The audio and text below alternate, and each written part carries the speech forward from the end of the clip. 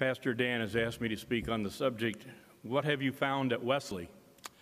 Well, I found that church pew right over there. I came here in 1960. My girlfriend, now my wife, came to school in 1962. Now you know, everybody knows how old you are now, Susan. And we sat in that same approximate area starting right then, and for the rest of our lives, we've been in that pew. But I found more than the pew at church. I found great ministers. I'll recite all the lead pastors we've had at this church in the time I've been here.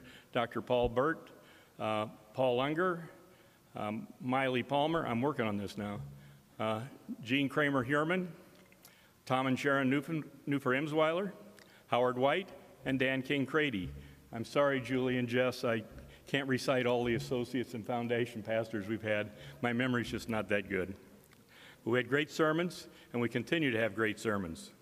But I also found a congregation that cares about the world, cares about the community, and it cares about its own congregation.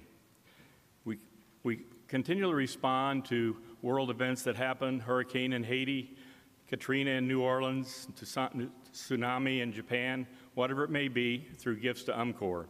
In the community, we've continued to respond to community needs with the Wesley Food Pantry, which has been one of the best projects we've had at Wesley in the 60-some years I've been here. And the congregation continues to help themselves as they are needed. We have a wonderful group called WestCare, headed up by Meg Rauschenberger. Susan happens to be on that committee. I refer to her as the card lady.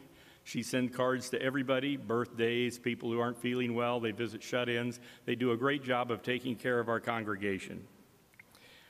I used to have to get up here and do a stewardship moment. Did it many times over the 60 years I've been here.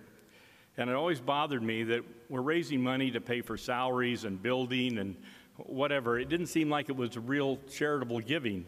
And then it finally dawned on me one year, I think after 60 years you finally figure it out.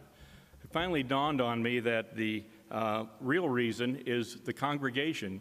We wouldn't have the people to get together to help other people if we didn't have this building and these ministers and this congregation. So I feel that's the reason that we give to this church. On a personal note, 15 years ago, come October, I had a heart attack. A mild one, I survived, as you can tell. As I was in a morphine-induced state, my daughter says I kept asking these two questions as I was coming out of it. Where are my pastoral visits, and where are the donuts?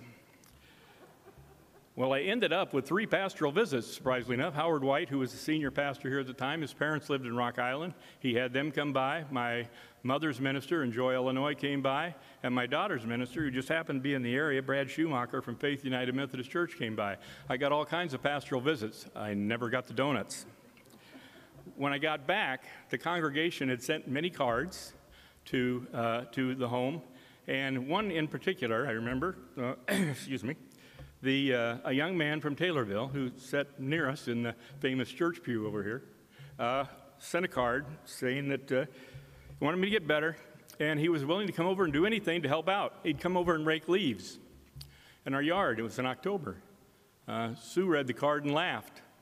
The reason is she knows the only yard work I've ever done is asking her when it's time to mow when is she going to mow the lawn. But that shows that young man cared, and Wesley cares. Thank you.